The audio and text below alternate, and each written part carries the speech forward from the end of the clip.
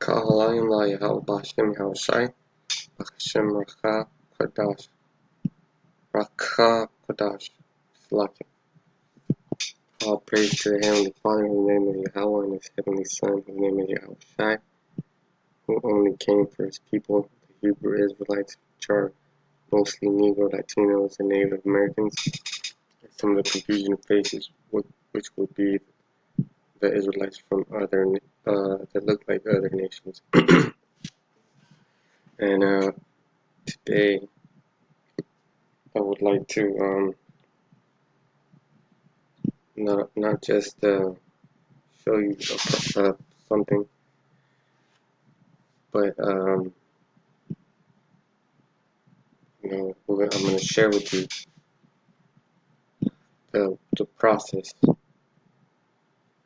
because sometimes I'm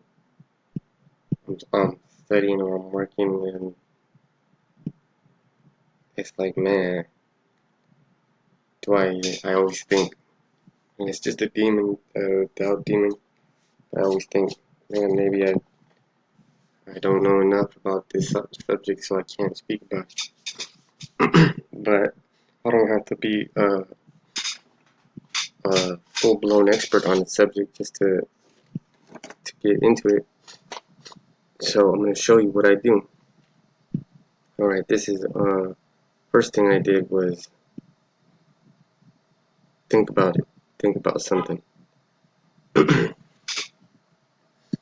So I thought about a harlot,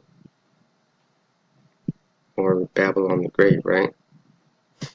And then I thought about how I could explain with information the way I see the scripture. So, and it's due to a method of extrapolation, thanks to Apostle Bar showing us how to do it. So, let's start. So the first thing I did is I wanted to have the first thing I got to do is get an idea.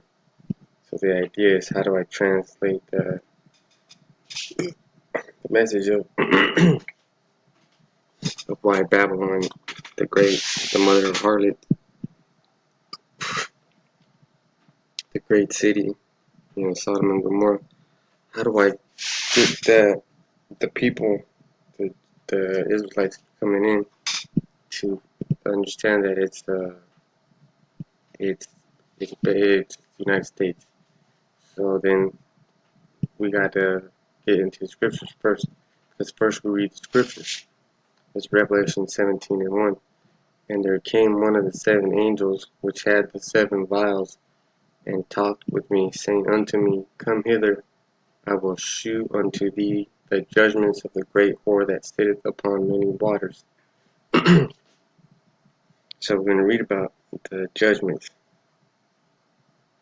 On to verse 2. With whom the kings of the earth have committed fornication, and the inhabitants of the earth have been made drunk with the wine of her fornication. So with that second scripture, verse 2, Revelation 17:2, is the point right here. So now we got to say, well, there's not really any kings. So what does the word kings mean? So then we go, and this is the Blue Letter Bible, by the way. Then we go use the tools. So it brings it up in the Greek, and then getting into knowing the letters of Greek, so you can put the words together in your head. And I'm not that good at Greek,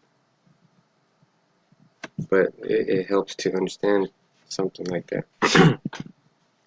So the kings. So the first thing we want to get to is the kings. I mean, we got to understand what kings mean, because there's not really any kings. So let's see. Basileus. Let's get the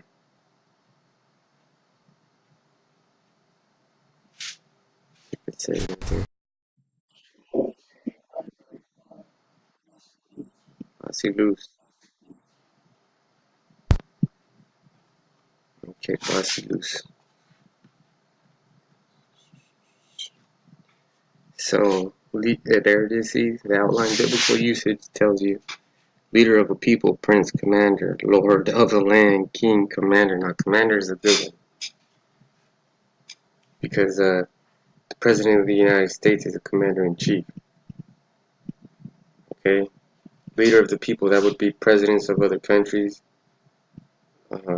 governors, people that are leaders of other people. Anybody in a high position. See if it gives us any more. And it gives us a whole bunch of scriptures. A whole bunch of them.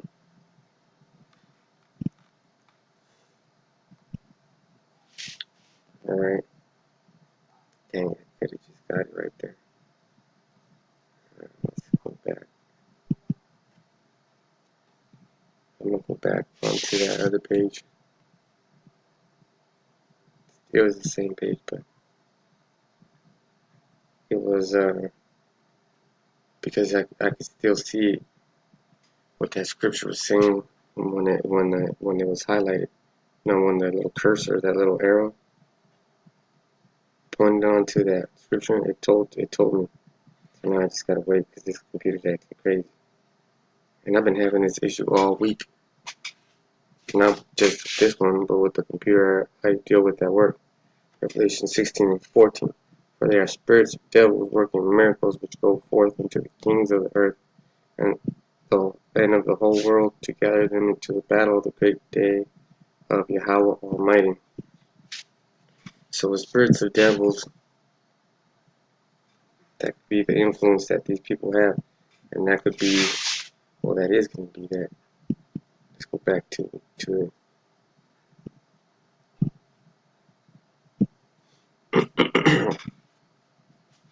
So now the second word we got to get, so we understand of the earth. So now we got to get fornication. Oh man, this thing is acting up. Have committed fornication. Pull the net. I'm not even going to mess with that, so we're running low on time.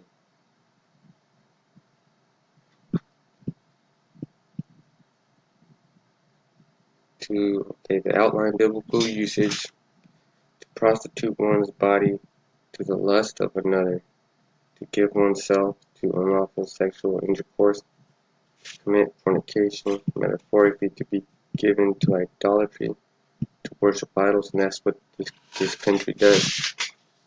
They worship idols, like they have that guy Colin Kaepernick. I'm gonna do a video on that next, but he's you're worshiping him, whether you hate him or not. To hate is to show some sort of affection, because you see him as an idol. He's up there, and I gotta do that video, but that's just a little example. To permit oneself to be drawn away by another into idolatry, and that's all this country is about. It's Babylon the Great. Okay. So now I gotta go back to scripture. I think those two words are good enough to get right now. We'll get into more words. So now we have to skip a couple of them. Alright, so we're at 2. Now let's get back to 2. With whom the kings of the earth, the presidents, the other leaders of the other countries have committed fornication.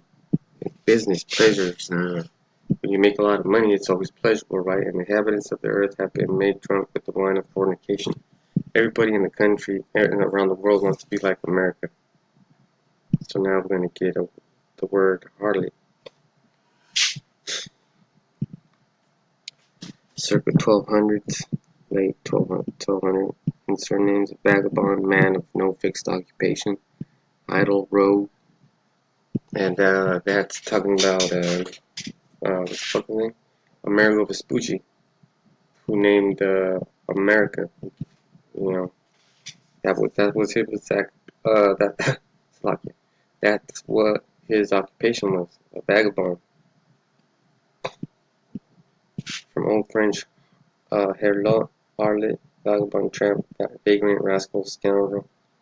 Man, this devil's a scoundrel. Harlotry, loose, crude, or obscene behavior. Man, what did they do in slavery? What the fuck's his name? Some dude named James Edward. He used to have slaves and a little boy and a little girl. You know what he used to do with them. And then, so let's go to prostitute. A woman who offers her body indiscriminately, usually for money. So if the United States is that harlot, she does business with everybody indiscriminately for money. Okay, so now let's back that up with another scripture. Because of the multitude of the what? My bad. Okay. This is Nahum 3 and 4. Because of the multitude of the whoredoms of the well-favored harlot, the mistress of witchcrafts, and that's what this country's all about. Is Hollywood's big witchcraft right there, that sells nations through her whoredoms, all kinds of her business, man, deals like that, and then they really have a Roman approach to their business because the military might is what backs up the dollar, and they have put sanctions on different countries. It's the Roman approach to how they acquire different lands, right? So they basically they don't have to threaten, but they say you can join us or we can take you by war. So who the fuck wants to lose? Who can lose? You know, the Romans were horrible. Okay, that sells nations through her whoredoms and families through her witchcrafts. So a lot of these families, these Jake, it's a lot here. These Jake families sell themselves to this country. You know, you come over here and your kids get taken away just so you can get citizenship. So this is the one I wanted to get because you know Russia will ask UN to lift some North Korea sanctions. So let's see what he's talking about. You know, when a sanction, the UN puts sanctions on different countries based on what the United States tells them, because the UN is a beast.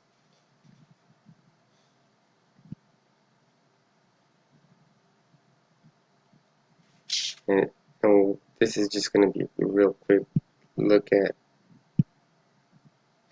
how damn, this computer's acting up. Man, come on. So what are the sanctions that they got going on? Damn it.